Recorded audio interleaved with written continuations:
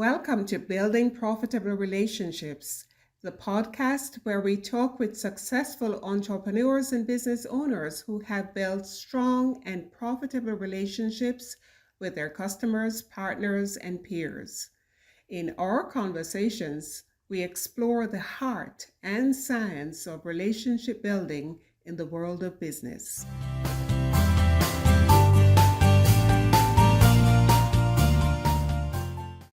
Hello, everyone. I am Yvonne A. Jones, the founder and host of the Building Profitable Relationships podcast. Today, I'm going to be talking with you about how to nurture customer relationships or how to nurture customers and increase your retention. Because as business owners, isn't that what we want? Now, in my profitable relationship building framework, I teach a 3-pillar system, and one of these is the nurture pillar. Today's episode is going to be focused on the nurturing process that we do with our customers. Now, let's pause for a moment and think about a gardener. Now, I happen to love gardening. It's my hobby.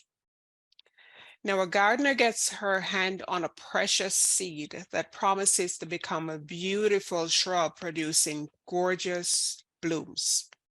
She plants it in the soil, but she knows that that's not enough. Her work has just begun. But with the anticipation of the reward of those gorgeous blooms, it doesn't feel like work, but she knows she has to nurture it. This nurturing process involves watering the seed to the proper degree, protecting the seedling as it appears, protecting it from harm, and continue to provide it with the nutrients required so that it can develop into the strong plant which produces show-worthy blooms. Likewise, just like that gardener, when your prospect becomes your client or your customer, however you define her or him, that is just the beginning. In order to retain your client, you must nurture the relationship. There is no question about it. Shep Hyken, a customer experience expert, said building relationships is key in business. This isn't a new concept. Companies have been hitting the streets to personally connect with customers for quite some time. Now, as small business owners, we have an unparalleled opportunity to build those strong relationships with our clients. If you're a coach, a physician, a dentist, we have that opportunity to build those relationships as small business owners, coaches, solopreneurs. So we're going to talk about, first of all, what's the definition and what's the objective of this conversation? It's a one-way conversation right now. And the definition really of nurturing is to foster trust, loyalty, and engagement with clients and customers. And our objective in doing so is to strengthen customer relationships, encourage repeat business. We want to get referrals.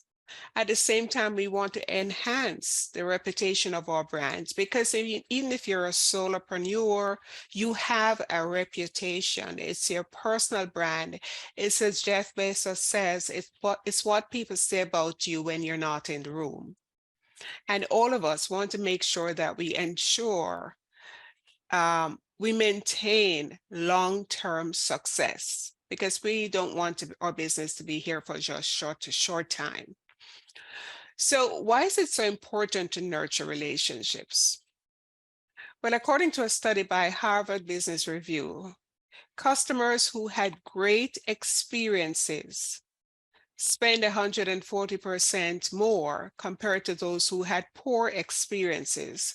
And what we have to remember as business owners is that the experiences is in the perception of the customer, not how well we feel we did, but how the customer felt at the end of the transaction. Now we know that customer retention is crucial. And again, a study by Bain Company shows that a 5%, just 5% in customer retention correlates with at least 25% increase in profit. So let's go back now to building trust. In today's world, trust is at a low ebb, it's at a low point. People don't trust one another. And so for us as business owners, it's important that we are transparent with our customers, with our clients. We're transparent and open because transparency builds trust.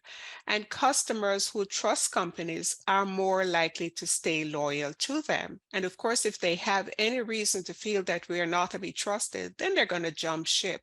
They're going to go to our competitors. And remember that our competitors are just a mouse click away. They don't have to get dressed to switch over to a competitor. They just have to go to their computer, and with a click of a mouse, they switch over. Another thing that's important is consistency and reliability. Consistency leads to familiarity, and familiarity leads to trust. When we are consistent in the results we give our customers, then they come to trust us because they know what to expect from us. Another area is active listening and empathy. We have to listen to our customers. Sometimes we have to listen to what they don't say, but be able to read into what is not said. But it's important that we listen. And active listening involves paraphrasing, just to clarify that what we understand is exactly what the customer meant, what the other person meant to convey to us. And then we have to understand their motivations. All of that is involved in active listening. Then empathy, we want to walk in their shoes, put ourselves in their place so that we understand where they're coming from. Initially, something may seem to be unreasonable to us, but when we take a walk, we step over into their shoes, we can get their perspective and we can understand even more clearly that it's a human-to-human relationship. And this way we can understand that even if we don't agree, we can get to a resolution that will satisfy and hope that will hopefully satisfy our customer. But remember that a lot of times the main thing that customers want is to be heard. They want to feel that we really care about them, and we show this when we allow them to understand that they're heard. We understand what they have to say and we truly care. And according to the Journal of Customer Research, customers who feel heard are more likely to trust and remain loyal to a business. Now, there's another aspect of all of this, and that is personalization and customer engagement. And I'm going to repeat this again in a little bit when I talk about some of the steps that can help us, practical steps that can help us to build that nurturing and then create the retention. Now, according to one study, 91% of customers are more likely to shop with brands who recognize, remember, and provide relevant offers and recommendations. Now, yes, we're living in a totally different world from, say, when I was a child, but I grew up in a small community where people knew each other. You went into a shop, they asked you, how was your family? How was your father? How was your mother, if you're a child? And how are you getting on in school? Yes? Things are at a faster pace now, but unfortunately, we have lost a lot of that personalization. But if we can imagine how you feel, you walk into, say, a Starbucks, that's pretty busy. But a barista or someone in there says, hey, Yvonne, welcome. How are you this morning? Imagine how that makes you feel. So what if we try to get to know our customers on a personal level? Depending on our business, it may not be possible to know every single one, but to get to know a number of our customers so we can engender that loyalty and that trust.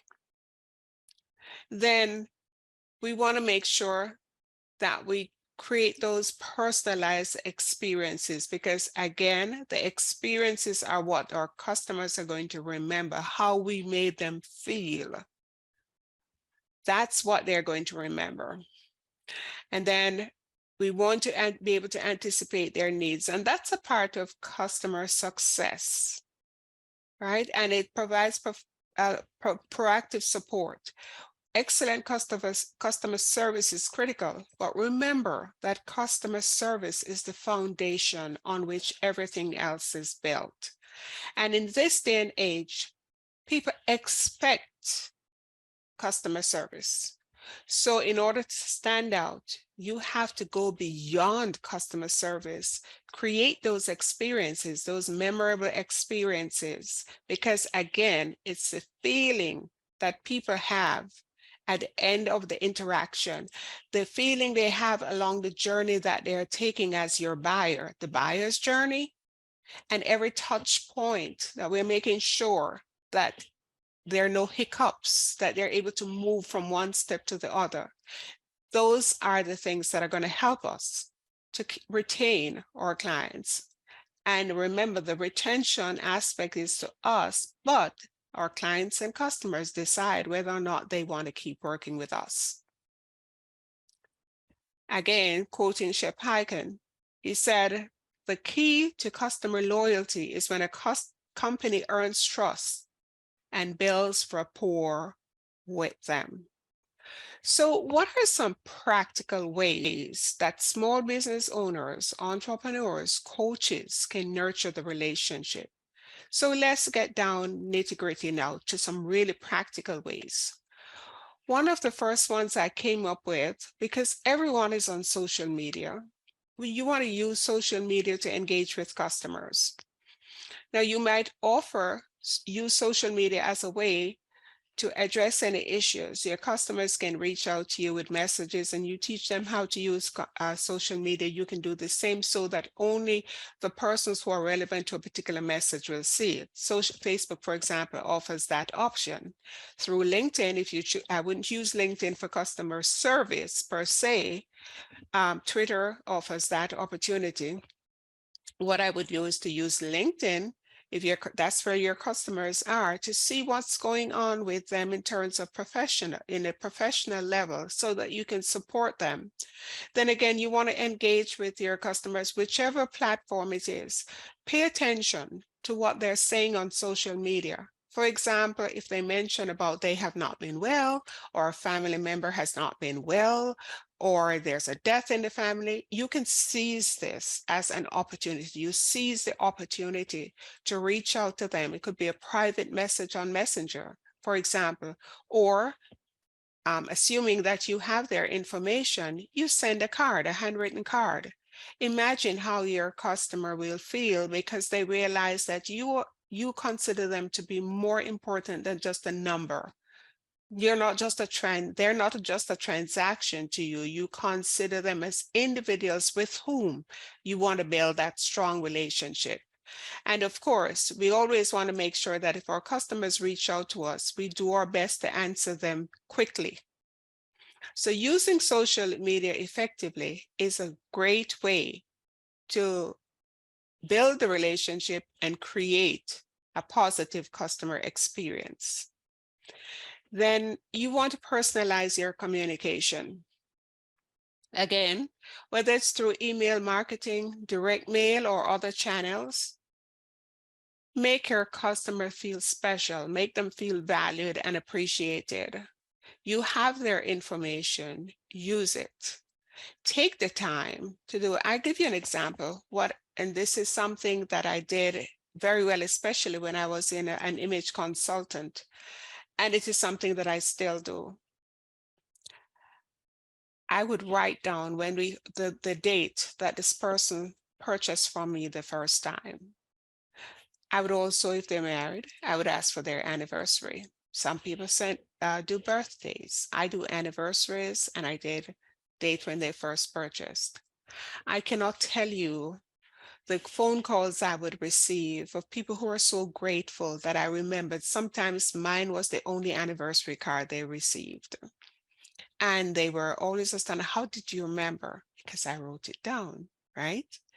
So we want to do little things that make our customers feel special, our clients feel special, that they're not just one of the many people, they are special to us. Then we want to provide them with continued value and support. So again, I talk about the buyer's journey. So we want that support to be so smooth so that it creates a positive customer experience for them and increase the likelihood that they will do business with us again. And not only just do business with us again, because there's the customer lifetime value to consider, but also become our referral partner, where they will go out and tell their friends, their relatives about their experience so that they too will want to do business with us.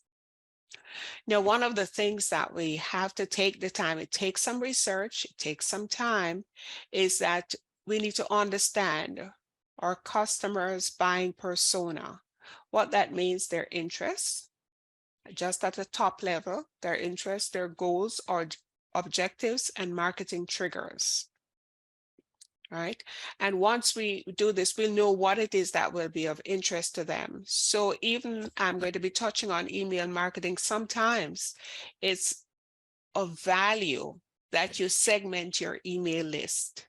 Okay, so you may have one email list that may have come from different sources, but from time to time, it's good to segment that list so that you send only certain types of correspondence that's relative to that particular list, the reason why they came on your list in the first place, because then that's showing an understanding of the triggers that might impact them. Right? Because ultimately you want repeat customers. And along the way, you want your customers to feel valued and appreciated. And so in providing the segmentation, sending them specific types of messages, you are showing that you understand what their challenge is, what their problem is, and you are offering a solution, or you know what is likely to be a solution to a problem or a concern that they have. I hope that makes sense. You can always reach out to me if you have any questions concerning anything I share here on this podcast episode. Now, I talked about earlier that customer service is the foundation, and it is on which everything builds. But it starts with that, and you have to provide excellent customer service in order to start the ball rolling, to create that positive experience so that customers will build trust and loyalty. What are some of simple ways that you can provide customer service? One is responding to inquiries promptly. Have you ever sent an email to someone or on their contact form, and 48 hours later you haven't heard from them? Then number two, offering personalized solutions to their problems, touched on that before. And number three, going above and beyond to meet customer needs. There are times when it will be necessary to do that, and we do it because we care. We may have to go over and beyond. You know, for most people listening to this, you might be familiar with the Ritz-Carlton hotels. They always come up in any customer service, any customer experience book that you read. There is the Ritz-Carlton, because every employee is given a certain amount of autonomy and a certain budget with which to delight customers, delight clients who come to the hotel. And by going above and beyond to meet those needs, this has generated a reputation for Ritz-Carlton that is almost unmatched in the hospitality industry. So in your industry, whatever it is, how can you go above and beyond what is expected so that you develop a reputation as one who is willing to go the extra mile? Now, I touched on email earlier. Email is, a lot of people say email is dead. It's not dead. Trust me, it's not dead. It's still vibrant and alive. And email marketing is one way that you can provide additional value. to your clients and customers. Share industry news with them. Share tips. What they purchased items from you. If you are someone who sells products, then send them tips to make sure that they're using it effectively and efficiently, the most beneficial way that will give them the greatest results. You wanted to help them to make the most of their purchase. Then I'm not a big fan of discounts. I rather coupons. Send them a coupon. So that send them information and offer them a coupon if they purchase something within a certain time frame, and that's exclusive to customers. Many times I receive things in my email box and it will say, this is just for members, right? So it makes you feel special. It makes you feel like you're in a class by yourself, right? So we want to make our customers, our clients feel special too. Then a newsletter is another good way if you're very busy, because we all wear so many hats in our business. A newsletter, I wouldn't say just a once a month newsletter, because honestly, with everything that's coming into our email boxes, it's easy for people to forget who we are if we're only excuse me, if we're only communicating with them once per month. Excuse me. So you could consider maybe a bi-monthly, so twice per month you send, or even once a week. It doesn't have to be long, but you send a newsletter to your subscribers. And again, this is a great way to keep them informed about your business. It's a great way to keep top of mind awareness. In this newsletter, you can share, like the email, you can share industry news, you share valuable insights. And then you can let them know if you're having upcoming sales or any events, any master classes. If you're doing that kind of thing, if you're doing any webinars, let them know about this. Let them be the first to know. And share information again of whatever industry you are in, share information with them about that. And of course, make sure that your newsletter is visually appealing and easy to read. And then you can always ask your subscribers to share it with their network. And the last point that I'm going to touch on is the business blog. You know, when I first started my business online business in 2008, blogging was huge. Blogging and article marketing were huge. And I got started on Easy Articles. I also had a blog, and my first website had over 200 blog posts. Blogging is not gone. A lot of people think it's a waste of time. Not only for the SEO benefits are blogs valuable, because you're updating your website by adding a blog post. So Google will come back and visit your website when you have uploaded something new. But outside of the SEO benefits, you're able to again share information with your audience as to your products, your services, and your industry.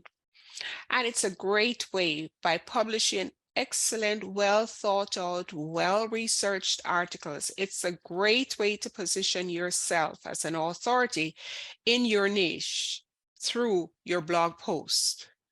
So you want to write in-depth articles about your products and services, highlighting their unique features and benefits. You could also, in your blog post, you could include how-to guides, tips for usage. Yes, we talked about them in your email, but you also can do them in your blog post. Then you can also, in your blog post, include customer testimonials, which showcase the real life impact of your products. Then on your website, you could have an FAQ tab, but you could also put frequently asked questions in your blog post. So you put a question that customers ask, your visitors, your website ask. Just compile some common questions, create a blog post addressing them. This could be one blog post that addresses several questions that are asked, or you have a series of blog posts. Again, these will demonstrate to your customers that you're paying attention to the questions they ask, and you want to help them to resolve the problems, the concerns that they have. Then You use your blog post to share relevant and valuable information from other sources, such as industry experts, market research, or news articles. Again, this shows your commitment to stay informed as a business person and provide useful knowledge to your customers. One of the things, depending on the nature of your business, you can use your blog to do is to also show the back end of your business. People see the front end, but they have no idea of what really goes on. You can use your blog post to spotlight employees. If you have employees, share the story of the way your company was founded, discuss your business values and your vision. All of those can be done in a blog post. Yes, you can have your about page, and your about is essential, but in your blog post that people read and you share this all over social media, you share this in email, it allows people to get a closer look at your business. And in so doing, they actually get to know you better, get to build that trust. And from building that trust, then it also helps them to build loyalty to you and to your business. One last tip for depending on the nature of your business, I highly encourage you to have some form of loyalty reward. That's a totally different topic, but I wanted to plant that seed. If it's not something you had thought about, to have some kind of loyalty reward for your customers, your clients, your supporters, the people who buy from you, let them know in a tangible way that you appreciate their business. Remember that as we want our customers to be loyal to us, we too need to become the advocates for our customers and to show loyalty to them. Thank you so much for watching and listening. I am Yvonne A. Jones, and I will see you on another episode.